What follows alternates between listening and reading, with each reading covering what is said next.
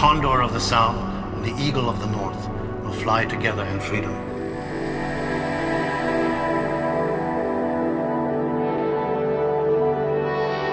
To live in balance with one another and with the earth, great goddess mother of all the living, embracing and nourishing all her children.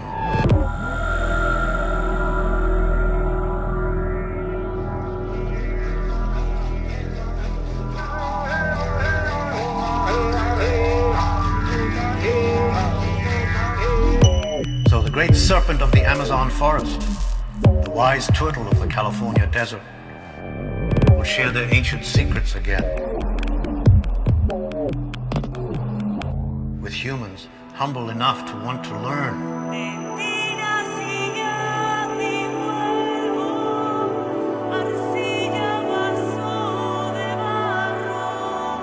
humans humble enough to want to learn. The vine of the soul, the vine of the spirits.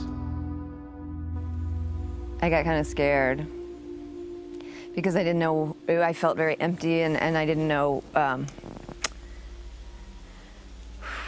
A lot of fear comes up, and because it's such a sort of mysterious and unknown experience that you know is going to be intense and trying. It really necessitates showing up. This path of working with this medicine isn't an easy path, and I'd say that it requires commitment and it requires tenacity and bravery. It kind of opened up this well of emotion and guilt and anger. I wasn't willing to let go of what I needed to let go of without a fight. So I suffered and so much pain. Nuestra identidad como nativos es que somos hijos de plantas sagradas que venimos trabajando en favor de la humanidad. The ancients realized that there were signs of nature in everything if we just had the eyes to see. A carrot looks like the human eye. It has a pupil with an iris and radiating lines. Bell pepper, 4 chambers, red, in the shape of the heart. Now we know this is one of the best heart foods that you can possibly eat. An avocado.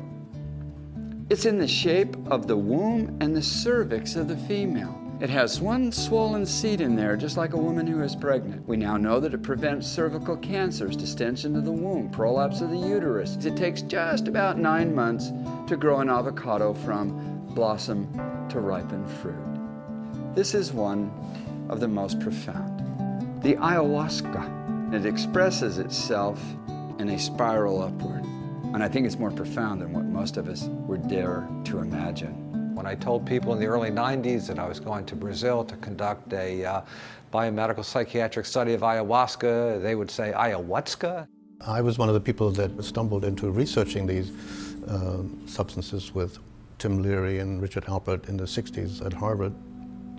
And we didn't know anything. We didn't know anything about them. We were just working with this idea of consciousness expanding, exploring their potentials, and then after a while, after a few years of stumbling around, then we found out that, in fact, that there are shamanic traditions and traditional cultures all over the world where such plants have been used for many, many, many centuries for the purposes of healing. Ayahuasca is a decoction of 2 plants, Psychotria viridis, which contains dimethyltryptamine, or DMT, and there's Banisteriopsis caapi, which contains the Harmala alkaloids, harmine, harmaline, and tetrahydroharmine. It's a very intriguing phenomena that here you have these 2 plants which grow in the Amazon forest.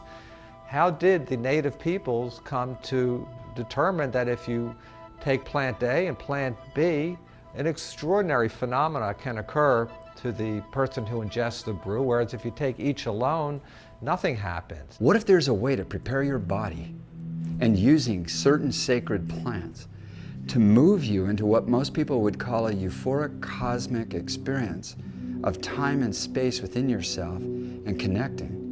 Let thy foods be thy medicine. Let thy medicine be thy foods. La medicina trae la esencia de la madre, de la selva, de las plantas, de los elementos. Ya hay una conexión propia de la naturaleza en la medicina. Entonces, El papel de la medicina es abrir la conciencia. This medicine somehow allows you to dive deep inside your own mind and inside your heart, your feelings. It has an ancient memory. Plantita de alelí, que parecida es nuestra vida. It seemed to me that these things were like deep inside of me. You know, that the medicine seemed to kind of get out. You know, I knew it had to come out. I wanted it to come out. I'd asked for that in the ceremony. I'd asked for the Mother Earth to help me heal. You ask a question of your own inner self, your own inner wisdom self, your own intuition, you might say, and then you channel the answer, so to speak, and then you apply it. Of course, you have to integrate, otherwise it's just a fantasy. I've been able to reevaluate so many of my experiences and turn them into empowering experiences and lessons, rather than just feeling like they were things that happened to me that hurt me. We subjected a battery of neuropsychological tests, and really to determine if the ayahuasca was causing any neurotoxicity, was causing any impairment in cognition, in capacity to think and plan and memorize and pay attention.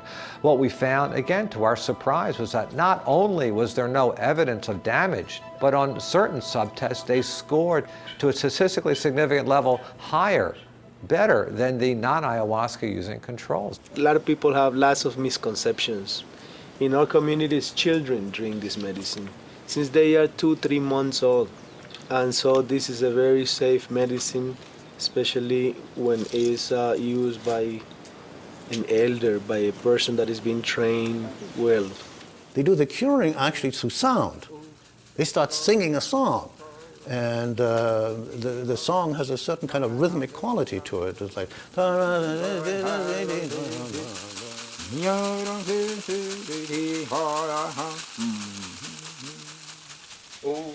rhythmic drumming or rattling provides a kind of a beat that allows a person to track and diagnose. So ayahuasca is used for diagnosis and for guidance. We started working toward bringing these medicines out of the forest, out of the jungle, into the communities that needed healing. When shamans do a shamanic journey with drumming or with plants, it's for the purposes of healing. It's not just for fun. It's often not fun. It can often be quite painful and difficult and involve challenges like intensive psychotherapy, working through difficult, scary kind of things.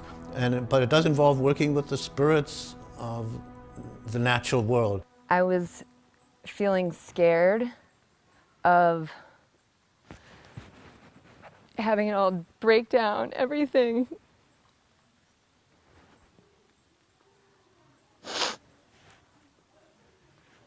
Which is a good thing. But I think in my childhood, it was everything was so out of control, and that it was not a scary, safe place to be. And I've learned to work with that, and then it's kind of like maybe exposing that a little bit and opening up to it and truly healing it. It's what I needed to feel. It's what I needed to feel. I feel like, in a lot of ways, the process of life creates a lot of fragmentation.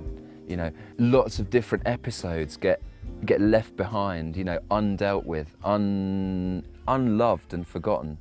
And I think that these medicines have really enabled me to gather some of those parts of myself back together.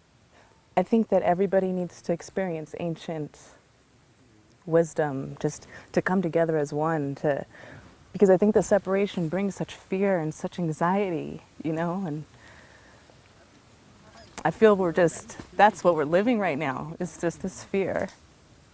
The medicine can take you to some incredible places. It can give you really strong visions. It can show you things that you weren't expecting. It can show you things that you weren't prepared for. But I feel like the design of the ceremony really enables the integration. This is the most sacred experience I've ever had in my life in terms of the ritual of moment to moment and thought to thought, and everything you do has a purpose.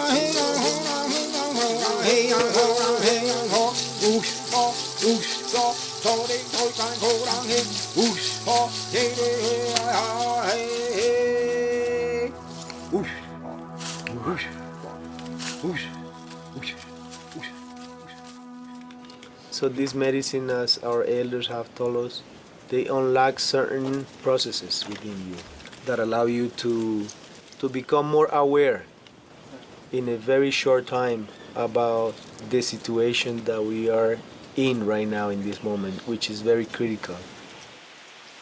Even though you don't have control and aren't making everything perfect around you, you're still loved. It still welcomes you into her womb and holds you, you know? It's like a mother's love. It embodies the spirit of the grandmother because it's a teacher and is very gentle with the soul of people. It has a nurturing aspect to it. I think she shows us love in all ways. I feel love for a part of myself that I've never been able to love or accept before. What I try to relate to people that are skeptical about this medicine is that it really teaches you the importance of connection and how loving of an experience that is. It is time to unite the minds and the hearts toward a good rite of passage of the earth. Gracias a los árboles que nos acompañan, gracias a la tierra que nos permitió sentar y que este mensaje llegue hasta los confines de la tierra. The word is slowly seeping out. It's gradually infiltrating its way into mainstream culture, and I do think it will have a sizable impact on how our culture evolves. People all over the world are trying to wake up. That's one of the reasons why I think there's an increase of interest in spiritual practices of all kinds. And elevating or raising or expanding consciousness, I think, is the key concept that I like to work with also in terms of these substances. Because when you raise consciousness, you expand consciousness, you increase freedom of choice. I believe that when more people become more open to their feelings and how they really feel about things and working to be stronger people, that collectively we can do more to help the planet. What healing for human beings to be able to come and witness this, you know? What healing for people to just to know that this exists. Help us, Grandpa, Grandma, to be okay in these times of change. Bless us.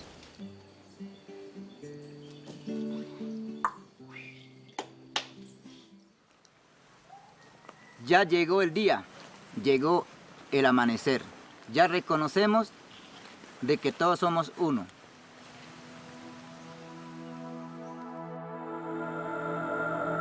The fact that ayahuasca is suddenly emerging at a time of critical environmental ecologic crisis, perhaps it's no accident. Perhaps this is a phenomena of nature designed to grab our attention, shake us up.